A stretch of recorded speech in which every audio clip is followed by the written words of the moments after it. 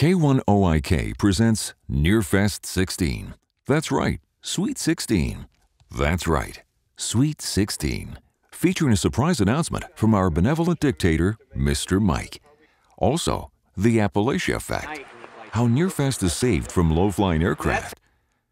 The Ticket Lady. How not to sell a radio.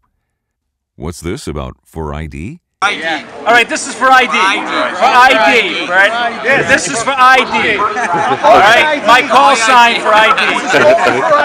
Only for ID. Okay. We want to identify ourselves. Okay, for ID. All right.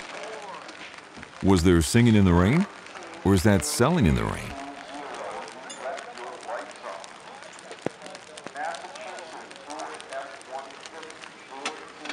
And sadly, not much more.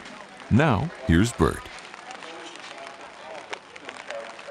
Hey, once again, we're here at Deerfield, New Hampshire, Nearfest, and the temperature this morning was below freezing because I saw a fellow, he was undoing his awning, he had stayed here last night, and there was ice on it. But the temperature is expected to warm up quite a bit today, up into the 60s. Tomorrow's a little bit of a question mark because there is rain to the south, and I'm not so sure how far it's going to get. The Weather Service says it's not coming, but we'll see. I come from Cape Cod, and all the schools on Cape Cod are closed today in honor of Nearfest. I'm sure that must be the reason. So I'm not missing a day of teaching today to be up here. So I hope you enjoy what we have today. We'll look. Hopefully, we'll get some good people to talk to, and it's been a real good time up here most of the time.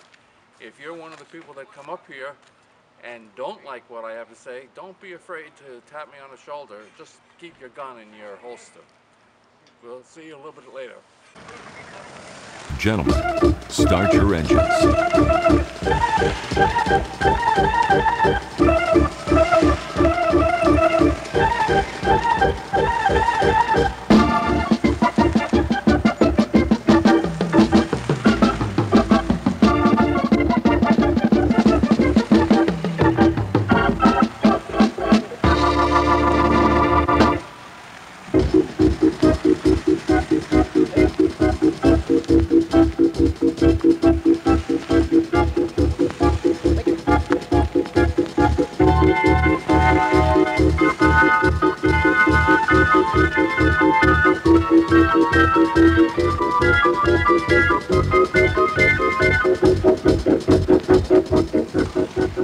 What's your call? WQ1Z. And your first name? Right. Okay, thanks. Can you tell me about the Appalachia Effect? Okay, the Appalachia Effect. 2 stations. Say one's in West Virginia, one's in Ohio. You crank out as much RF power as you can, back off the RF gain. It's just like 2 guys from across the street talking to each other. Can't hear anybody else, run high power. That's the Appalachia Effect. Well, it's Saturday at Nearfest. Didn't find much yesterday as far as myself is concerned, and I ran into some people that did get some good deals, but it, to me, was disappointing. Plus the fact I hurt my back, and now during the night I think I caught a cold, so I may not stay here very long today. The final factor is that the rain is very close to us. It's probably within about 30 miles, so we'll see what happens. If it rains, I'm out of here. I'll leave it to the brave souls. So I don't know if we're going to see the closing today. You'll just have to stick around and find out, because if it's raining, I am history, because I am not as brave as I used to be, as probably some of you might know. So take care. This has been Nearfest. What is your call? I'm W1SJ. And your call and your name? First Mitch. name? Mitch. Okay. All right. Can you tell me why you have a flashing light on your antenna? Well, it's an airway warning beacon. We want to make sure that we keep the airplanes safe, that they don't get near that tower and hit it. We don't want them getting into an accident with my antenna, and there's a whole liability thing. And that's my favorite antenna. I don't want them messing my antenna up either. Do you think there's a real risk of a plane flying at 50 feet above the terrain? Well, it's possible. Planes can fly at any height they want to. So, yes, I mean, they could do that. I mean, How long have you been putting a light up here? on your antenna? Probably as long as I've been here at Nearfest. I mean, back when it was here originally in Deerfield, I was putting that antenna up there with the flashing light. And how many planes have not involved with? Well, I'm happy to report that we have never had a plane hit my antenna, so that means that it works. You started what magazine in the early 60s? In 1960, I started 73 magazine. And if I remember correctly, the price of the magazine was not 73 cents, it was 37 cents. 37 cents. Right. Two for 73. Why did you start it? Well,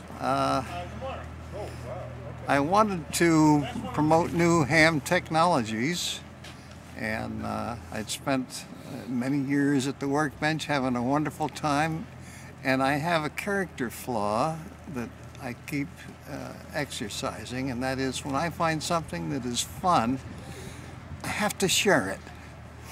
So I had to share the fun that I was having with amateur radio with as many people as I could and help new technologies develop. And we did. And you got to be somewhat controversial. How did that happen? Well, I look into things. I'm always ahead of the time. And of course, the establishment fights anything new. Every new development that's come along in history has been fought by the establishment and resisted and so forth. And I'm always out there ahead saying, hey, hey, look, hey, look. Did you have any difficulties with the ARRL? Plenty, sure. And what were they? Well, again, they were the establishment, and they were against anything new. Okay, you are? Patty Almquist. And what is your job here at Nearfest? I'm the head gatekeeper. And what does that entail? It entails selling tickets, parking passes, the overnight camping. What kind of reactions do you get from people when you're selling? Most of them are very nice, very pleasant. What kind of have you had any people that weren't pleasant? Not really. Occasionally you get somebody who doesn't want to spend the money, and I tell them they can go home. How much is it to get in? It depends. If you park outside the gate, it's $10. If you park in, it's $20. So why? It's only $10. They must have spent that much in gas to get here. Of course. So what is their argument? That it used to only be $5, but I've been on the gate for several years now, and it's never changed. Do you find most people being pretty pleasant? Yes. How was attendance yesterday? Attendance was great, and the one thing I found that I really appreciated, we got a lot of young people yesterday. Okay, because some schools are out for, the long weekend. For the long weekend. A lot of younger kids, and it's great to see the next generation coming in. Why do you do this? Because you're not buying any equipment. What do you get out of it? I just enjoy it. I enjoy the people that come in. I've made a lot of great friends up here that I enjoy seeing twice a year. Okay. Do you get any time off to walk around and no. look? Okay. No, I take care of the gate, and back when the Shriners gave up the gate, Mr. Mike asked for help, and I said, what can I do? And you ever intend to get a license? Yes, in the spring.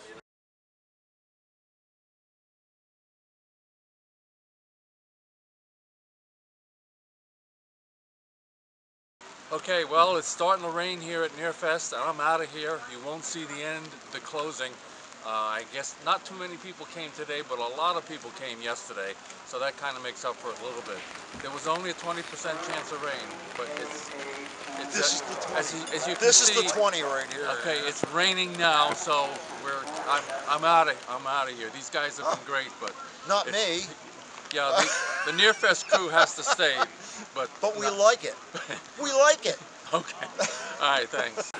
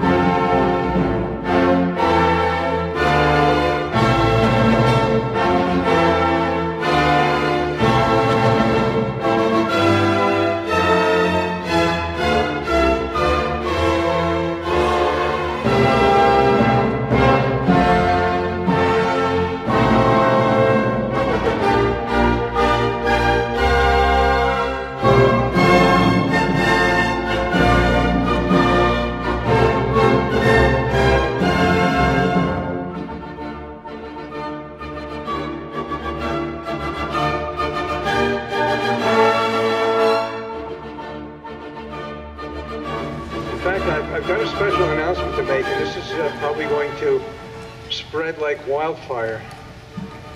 But because you guys have been such a wonderful group of attendees for the last 8 years, we have decided that Nearfest 17 in May of 2015 is going to be free.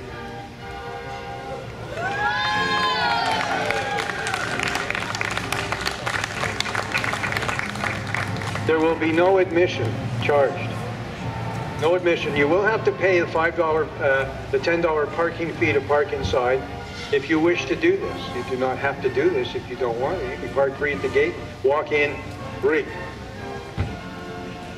If you're camping or have a tent, you will have to pay because that's the Fair Association and not us. But as far as we're concerned, we also want to invite people from all over to come to Nearfest in May of 2015 as our guests. The dates are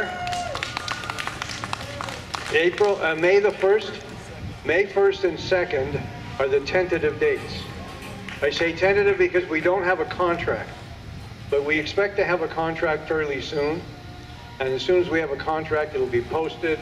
These are the official dates, and it will be free. So if you hear anybody talking about it on the radio, gee, I hear those guys, I heard something about that they're not going to have admission. It's true.